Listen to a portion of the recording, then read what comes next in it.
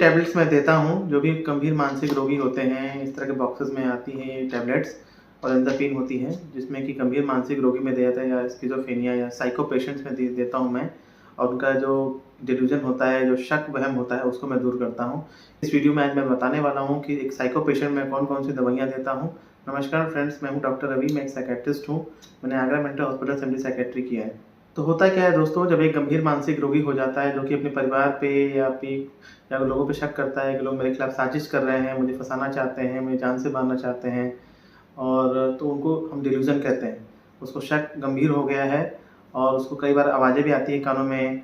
अगर वो अपने में बातें करता है, बिना बात के मुस्कुराता है और गुस्सा करता है, तोड़-फोड़ करने लगता है। ऐसा गंभीर मानसिक मरीज़ जो साइको पेशेंट होता है, जिसको लोग पागल बोलते हैं, उसका इलाज करना बहुत ही मुश्किल होता है, क्योंकि मरीज़ समझता नहीं है उस प्रॉब्लम को। तो ऐसे कंडीशन में पेशेंट समझ नहीं पाता है बातों को, काउंसलिंग से वो ठीक नहीं होता है, उसको दवाइयाँ ही शुरुआत में देनी पड़ती हैं, क्योंकि मरीज़ का जो होता है ना इनसाइट, बीमारी की समझने की क्षमता वो चली जाती है। उसको समझ में नहीं आता कि उसको क्या प्रॉब्लम है, वो सोचता है कि वो बिल्कुल नॉर्मल है।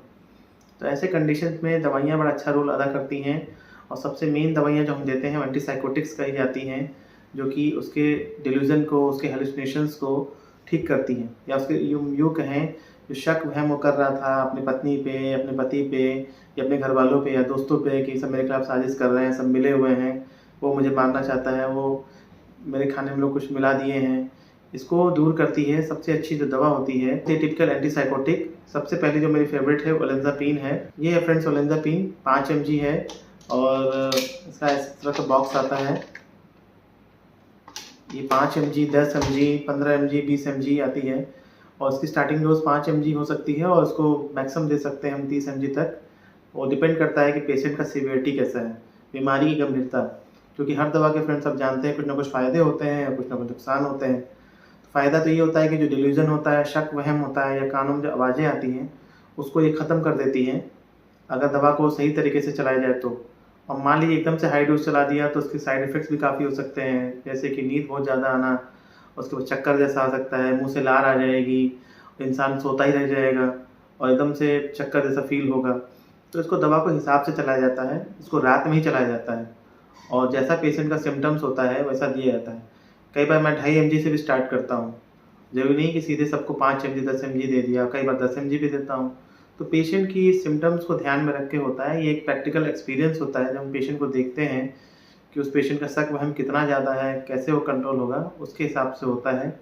और यही हम जैसे विशेषज्ञ की खासियत होती है कि पेशेंट के सिम्पटम्स देख के हम समझ जाते हैं कि इसको कितना दवा देना है। धीरे-धीरे उसका शक-वहम दूर होने लगता है, हालाँकि असर आने में इसको 5-6 दिन लगते हैं। ऐसा नहीं कि एकदम से आज खाया और कल से असर आने लगा, उसका शक-वहम दूर हो जाएगा, इसलिए वेट करना पड़ता है, और फुल डोज़ में देने के लिए कम से कम 2 से 3 हफ्ते का समय लगता है। उसके बाद ऐसे पेशेंट जो साइको हो जाते हैं, जो कि एकदम मतलब गंभीर मानसिक रोगी हो जाते हैं, स्किज़ोफ्रेनिया वाले, गुस्सा भी करते हैं, क्योंकि भाई उनको लगता है कि सब लोग मेरी बात को समझ नहीं रहे हैं, सब लोग मेरे खिलाफ हैं, सब लोग मुझे परेशान कर रहे हैं, मुझे फालतू का दवा करा रहे हैं, या फिर उसकी एक अलग दुनिया हो जाती है। कई बार उसको कानों में आवाज़ें आती हैं, जो कहती हैं कि सामने वाले को मार दो, या वो तुम्हारे खिलाफ है, वो तुम्हारे खिलाफ साजिश कर रहा है। तो वहाँ पे जो दवा दी जाती है वो वैल्प्रोएट दी जाती है। ये वैल्प्रोएट है, ये मेरे पास 200 एमजी का है वैल्प्रोएट, और सोडियम वैल्प्रोएट आती है, इस तरह से बॉक्सेस के फॉर्म में आती है। अलग-अलग कंपनी में अलग-अलग आती है, और 200 एमजी, 300 एमजी, 500 एमजी भी दी जाती है। पेशेंट के सिम्पटम्स पे डिपेंड करता है, उसके बॉडी वेट पे डिपेंड करता है कि उसका बॉडी वेट कितना है। 10-18 एमजी पर केजी बॉडी वेट दिया जाता है, और कई बार ये 1000 एमजी तक या 1500 एमजी तक भी दे सकते हैं। हालाँकि ज़्यादा डोज़ में नहीं देना चाहिए, वरना लीवर पे भी इफ़ेक्ट करता है, और इससे पेशेंट का गुस्सा शांत होने लगता है, पेशेंट का जो एग्रेशन है, जो गाली-गलौज करना, तोड़-फोड़ करना, काफ़ी शांत हो जाता है। इसको भी रात में ही देते हैं हम। कई बार सुबह भी देते हैं, जैसा सिम्पटम होता है, जैसा कंडीशन होता है, उस तरह हिसाब से हम देते हैं। सोडियम वैल्प्रोएट काफ़ी अच्छा काम करती है, और ये थोड़ा जल्दी काम करने लगती है। आज जैसे दिया तो कल से ही काम करना शुरू कर देगी। हालाँकि पूरा असर आने में इसको भी थोड़ा समय लगता है। तो इस तरह से दवाइयाँ दी जाती हैं। बाकी फिर पेशेंट को नींद की दवाइयाँ, जो क्लोनाज़ेपाम मैंने बताया था पिछले वीडियो में भी, 0.5 एमजी, 1 एमजी, 2 एमजी, जैसा सिम्पटम उस हिसाब से दिया जाता है, और बाकी गैस की दवा तो देनी ही है। कई बार पेशेंट हाईली सुसाइडल हो जाता है, मतलब एकदम मरने की कोशिश करता है और बहुत ज़्यादा एग्रेसिव हो जाता है। उसके एग्रेशन को शांत करने के लिए, सुसाइडल टेंडेंसी को शांत करने के लिए लिथियम भी ऐड करनी पड़ती है। 300 एमजी, 450 एमजी में लिथियम आती है, और इसको मैंने पिछले वीडियो में बताया था, आप जाके देख सकते हैं मेरा पिछला वीडियो। तो लिथियम भी हम ऐड करते हैं जैसा पेशेंट का कंडीशन होता है। कुछ पेशेंट जो होते हैं वो डायबिटिक होते हैं और साथ में साइको हो जाते हैं। तो डायबिटिक पेशेंट्स में भाई अगर ओलेंजापिन का एक नुकसान ये भी है कि वो शुगर लेवल बढ़ाती है, वेट गेन कराती है और भूख भी काफ़ी लगने लगती है। हालाँकि ओलेंजापिन बहुत अच्छी एंटीसाइकोटिक है और काफ़ी अच्छा असर करती है, लेकिन जब जिसको मान लीजिए डायबिटीज़ है या ज़्यादा शुगर उसका बढ़ा हुआ है, ज़्यादा कॉम्प्लिकेशंस है शरीर में, किडनी प्रॉब्लम है, तो एरिपिप्राज़ोल देना मैं पसंद करता हूँ ऐसे पेशेंट जो कि डायबिटिक होते हैं। ये एरिपिप्राज़ोल का टैबलेट है, ये 5 mg का है, ये भी 10 mg 15 mg आता है, उसको 30 mg तक मैक्सिमम दे सकते हैं और ऐसे बॉक्सेस फॉर्म में आता है। अलग-अलग कंपनी का अलग-अलग फॉर्मुलेशन में आता है, अलग-अलग पैकिंग में आता है और ऐसे पेशेंट जिनमें कि डायबिटीज़ है, बहुत ज़्यादा वेट गेन हो चुका है, बढ़ चुका है और उनको क्या कहते हैं भूख की प्रॉब्लम है, वहाँ पे मैं एरिपिप्राज़ोल देना पसंद करता हूँ। हालाँकि ओलेंजापिन से थोड़ा कम असर करती है ये, लेकिन फिर भी अच्छा असर करती है। ऐसा नहीं है, मतलब 19-20 का फ़र्क है। अगर ओलेंजापिन 20 का असर करती है तो एरिपिप्राज़ोल भी 19 का असर करती है। तो अलग-अलग पेशेंट में अलग-अलग दवाइयाँ दी जाती हैं और भी एंटीसाइकोटिक्स हम दे सकते हैं, जैसे कि रेस्पेडोन हम दे सकते हैं। ऐसा नहीं कि सिर्फ़ यही 2 दवा दे सकते हैं। तो पेशेंट टू पेशेंट वैरी करता है, सबकी कंडीशंस अलग होती हैं और कई बार अगर पेशेंट को ओलेंजापिन से सिर्फ कंट्रोल नहीं होता है, तो वहाँ पे हम टीएफपी नाम की एक दवा देते हैं, ट्राइफ्लूपैराज़ीन नाम की एक दवा देते हैं, 5 mg 10 mg के कॉम्बिनेशन में आती है। कई बार इन दवाइयों के साइड इफ़ेक्ट्स होने लगते हैं, बहुत ज़्यादा होने लगते हैं। ओलेंजापिन के साइड इफ़ेक्ट होने लगता है कि लार आ रहा मुँह से, चक्कर आ रहा है, तो वहाँ पे हम टीएचपी ऐड करते हैं, ट्राईहेक्सिफेनिडिल 2 mg 5 mg के फॉर्मुलेशन में आती है। हालाँकि ये टीएचपी का जो यूज़ होता है, उसको हिसाब से करना चाहिए, नहीं तो क्या होता है कि ब्रेन के फंक्शंस को, ब्रेन की समझ को या उसकी कहते हैं ना कॉग्निटिव फंक्शंस को थोड़ा ख़राब करती है, उसकी समझ को कमज़ोर करने लगती है, तो देना अवॉइड हम करते हैं।